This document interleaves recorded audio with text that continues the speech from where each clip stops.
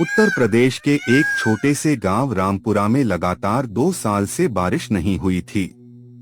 खेत बंजर हो चुके थे, कुएं सूख गए थे और लोगों के घरों में चूल्हे तक जलना बंद हो गए थे।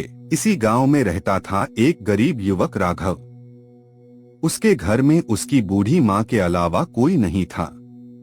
एक रात, बेटा, घर में बस आखिरी मुट्ठी आटा बचा है, अब क्या होगा? माँ, मैं कल सुबह ही दूसरे गांव चला जाऊंगा, मेहनत करूंगा और पैसे लेकर लौटूंगा। बेटा, चाहे कितनी भी गरीबी आए, लेकिन कभी बेईमानी मत करना। ये आपका वादा है माँ, मैं कभी गलत रास्ता नहीं चुनूंगा।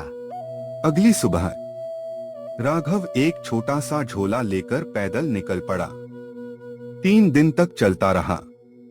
भूख, प्यास, थकान, लेकिन वह रुका नहीं। आखिरकार वह शिवनगर गांव पहुंचा। वहां उसकी नजर एक बहुत बड़े डेयरी फार्म पर पड़ी।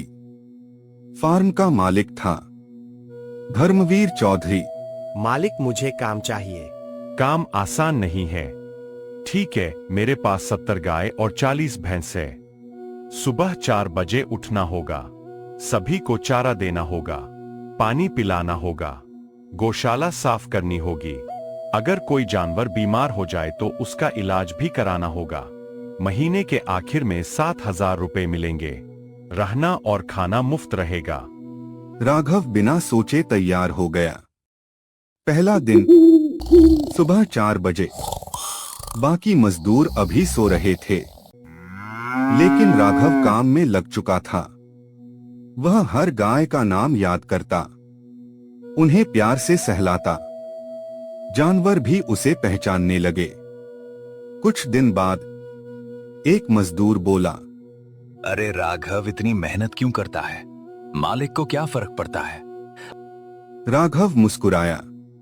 मेहनत मालिक के लिए नहीं, अपने भविष्य के लिए करता हूं। एक रात तेज बारिश शुरू हुई। आंधी इतनी भयानक थी कि गौशाला का दरवाजा टूट गया। सारी गायें भागने लगीं। बाकी मजदूर डरकर घर भाग गए, लेकिन राघव अकेला बारिश में दौड़ पड़ा। वह एक एक गाय को वापस अंदर लाने लगा।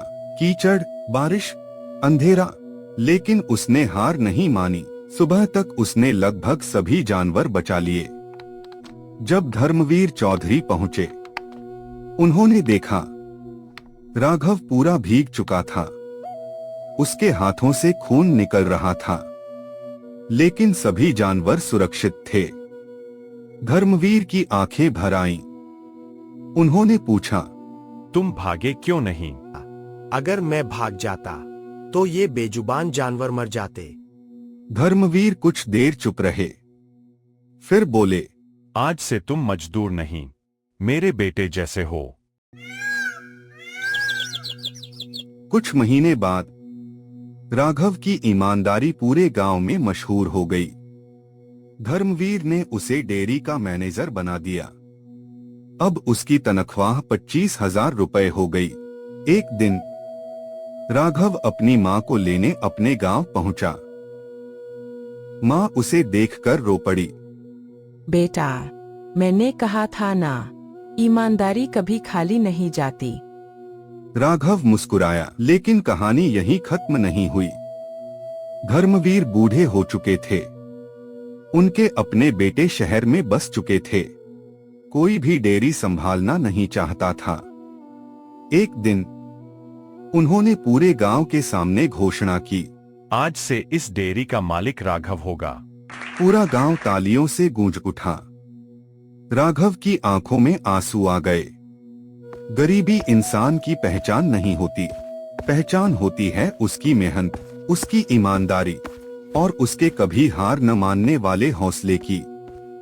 जिस इंसान के इरादे सच्चे हों, किस्मत भी एक दिन उसके सामने झुक जाती है।